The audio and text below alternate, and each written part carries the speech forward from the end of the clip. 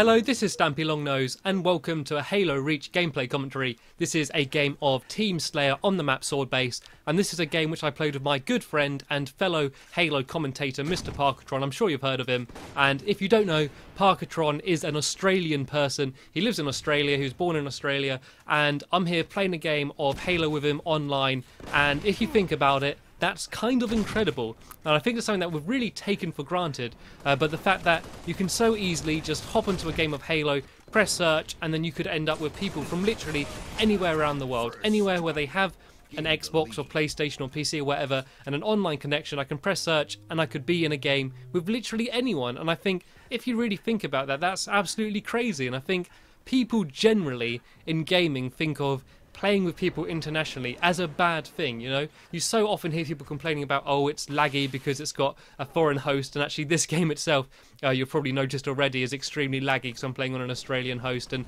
people complain because people are speaking in other languages, or people saying, oh, I'm playing with the French, they're all going to quit out early and surrender, you know, sort of racist jokes and stuff. But I think overall, the fact that gaming is so completely international is just an amazingly good thing, and I think there's so many positive things that can be taken from the fact that you can just play with anyone from around the world. And if you think about it, before I started playing gaming online, the times I speak to foreign people would be when I'm in another country or when they're in my country, and there wouldn't be any other opportunities. And I know things are happening now with the internet where it is it seems more normal to speak to people from other countries that you've never met before. I mean, things like Facebook and talking to people on YouTube comments and Twitter and that. I think the world is just seeming like a smaller place anyway. But I think gaming is doing something that other mediums aren't, by just throwing people in with each other, having people with a microphone on anyway, and then you just got, what, like 10-15 minutes with them,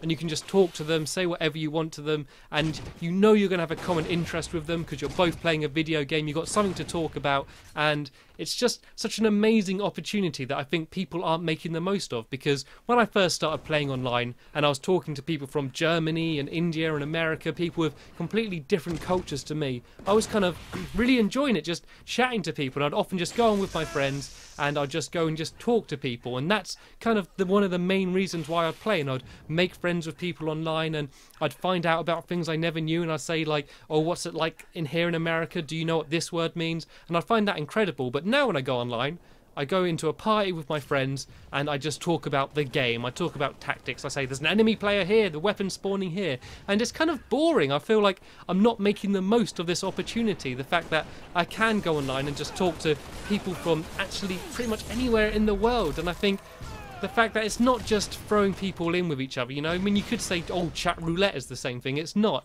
It's getting people with a shared interest into the same room, and it's kind of ignoring the fact that you're from different countries. Everyone's on the same level playing field, and I think that people do need to think more about it and make the best out of this opportunity. And not everything's perfect with it. As I've said before, there's often lag if you've got someone with a host in another country, and as I said as well with party chat, it's a bit of a problem now when people go into a game with party chat on Xbox and they're not talking to each other, and obviously not everyone speaks your own language. I think probably the vast majority of people playing online do speak English, if not as a first language, at least as a second language. So that's not such a big problem for me, but for other people it might be. There's also a little bit of a lack of diversity simply because of how many Americans are playing online, especially on games like Halo. I'm sure if you play StarCraft, it'll be a very different thing, but playing a game like Halo or Call of Duty, generally you do get so many Americans, and there's nothing wrong with that. I mean, I love Americans. A lot of my friends are Americans. I've been to America twice and I plan going there again, but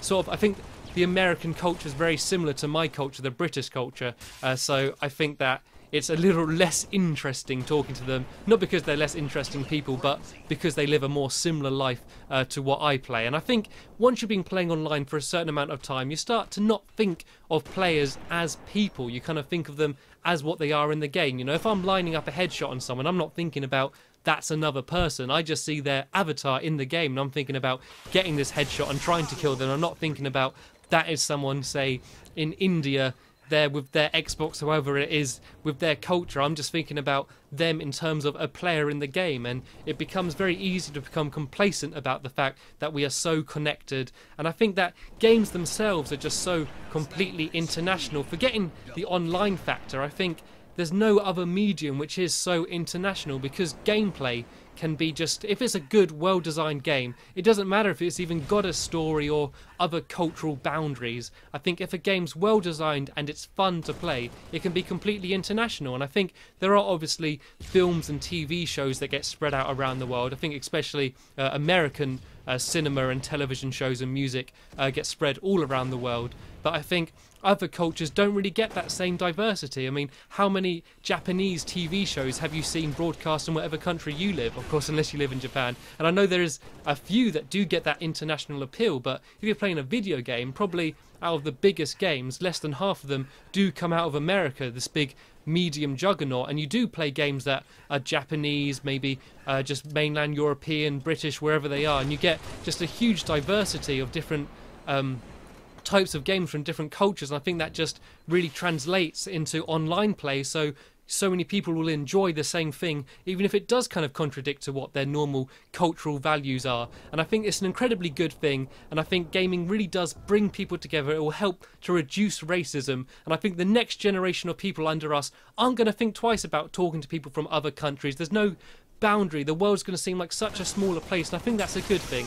There is a place for patriotism, people being patriotic and people having their cultural and traditionals, their heritage kept up. But I think the world will be a better place when people start to think of it as one big rock rather than lots of separate worlds separated by water. And I think gaming is a really good step with that, and I think that's happening anyway with the way the internet is. But I think gaming is probably the biggest contributor to making people feel like the world is just one place that we all happen to live on. Anyway, I'm just about getting towards the end of this game as I get this final kill and a very nice perfection. I hope you enjoyed this commentary. Cheers for watching, and I'll see you later.